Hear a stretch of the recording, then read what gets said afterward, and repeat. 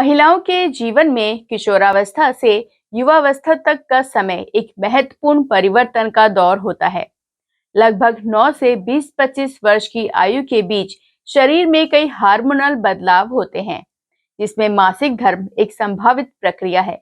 लेकिन जब यह प्रक्रिया असंतुलित हो जाती है या इसमें किसी प्रकार की समस्या उत्पन्न होती है, तो यह न केवल शारीरिक बल्कि मानसिक और भावनात्मक स्वास्थ्य पर भी प्रभाव डालती है। तो चलिए आज हम डॉक्टर संतोष सुथार जी से इसी महत्वपूर्ण विषय पर चर्चा करेंगे।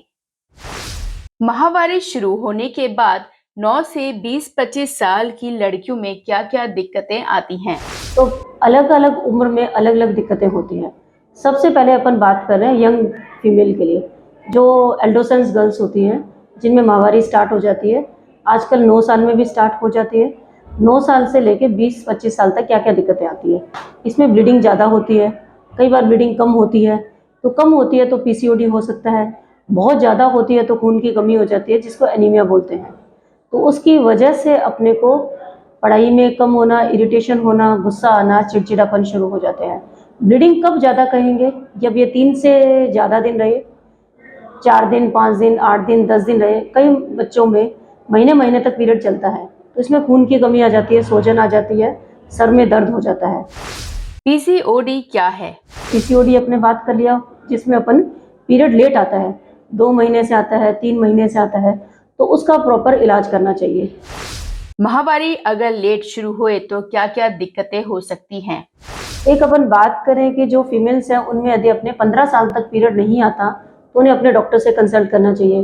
कई बार बच्चेदानी बंद हो सकती है, छोटी हो सकती है, कई बार रास्ता ब्लॉक होता है, तो इस कंडीशन में दिखाना चाहिए। अब अपन बात करें जो कब लेट उम्र की दिक्कतें हैं, क्या क्या हो सकती है, उसमें होते हैं डीयूबी, डिसफंक्शन यूट्राइन ब्लीडिंग। पीरियड बहुत ज़्यादा इरेगुलर होगा, हैवी ब्लीडिंग होगी, तो इसके अंदर गांठें हो सकती हैं और अंदर की परत बढ़ सकती है। 40 साल की उम्र में एडिनोमाइसिस हो सकता है। तो ये बीमारियां होती है, इनका अपन डॉक्टर से दिखा के प्रॉपर इलाज लें, नहीं तो ये बीमारी कई बार लंबे समय तक रहता है तो कैंसर में कन्वर्ट हो जाता है। कई महिलाओं में ब्लीडिंग की दिक्कत जैसे 60 साल के बाद हो रही है, तो इसको बोलते हैं पोस्ट मेनोपॉजल ब्लीडिंग, तो उनमें कैंसर की चांसेस ज़्यादा बढ़ जाता है। यानी कि आपका पीरियड बंद हो गया, बंद होने के बाद के अंदर आपका पीरियड आता है तो बच्चेदानी में कैंसर होते हैं, जिसमें मोस्ट कॉमन कैंसर होता है बच्चेदानी के मुंह का कैंसर।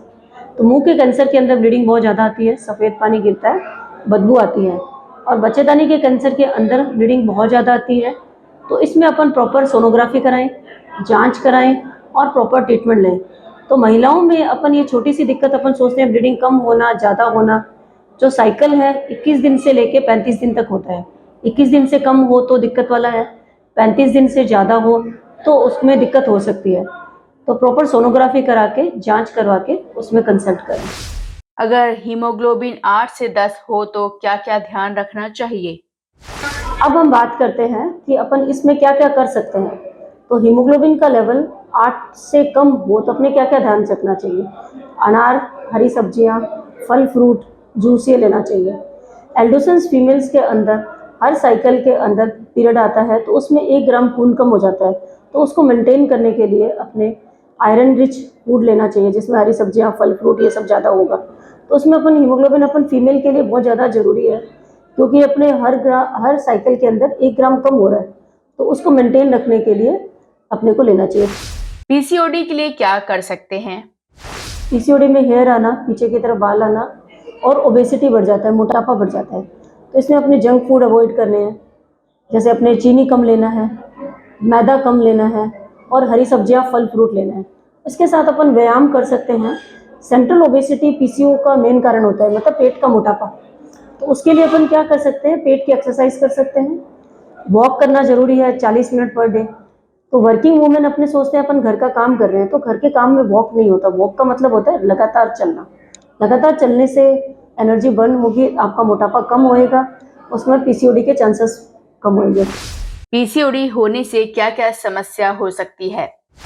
पीसीओडी की वजह से यदि अपना पीसीओडी लगातार रहता है, उसमें डायबिटीज़ के चांसेस बढ़ जाते हैं, कैंसर के बढ़ जाते हैं और हार्ट डिजीज़ के चांसेस बढ़ जाते हैं। तो पीसीओएस एक लाइफस्टाइल डिजीज़ है, उसको कम करने के लिए अपन एक्सरसाइज, योगा और डाइट डाइट के अंदर लो ग्लाइसेमिक इंडेक्स के फूड्स लेने हैं अपने को। हाई ग्लाइसेमिक इंडेक्स जैसे हो गए कोल्ड ड्रिंक हो गया, चिप्स हो गया, कुरकुरा हो गया, मैदे से बनी चीज़ें, फास्ट फूड को अवॉइड करना है। ओल्ड एज में क्या क्या ध्यान रखना चाहिए? ओल्ड एज में अपने ब्लीडिंग वगैरह ज़्यादा हो तो अपने डॉक्टर से कंसल्ट करें। उसके बाद में यदि हीमोग्लोबिन कम हो तो अपने डाइट का ध्यान रखें। तो आज आप लोगों ने डॉक्टर संतोष सुथार जी से माहवारी से संबंधित समस्याओं के बारे में जाना। ऐसी और जानकारियों को देखने के लिए हमारे चैनल को सब्सक्राइब करें, जिससे आप आने वाली बीमारियों से सतर्क रहें और साथ ही लाइक, शेयर, कमेंट करना ना भूलें। तो चलिए मिलते हैं अगले स्वास्थ्य में। तब तक के लिए दीपिका को दीजिए इजाजत।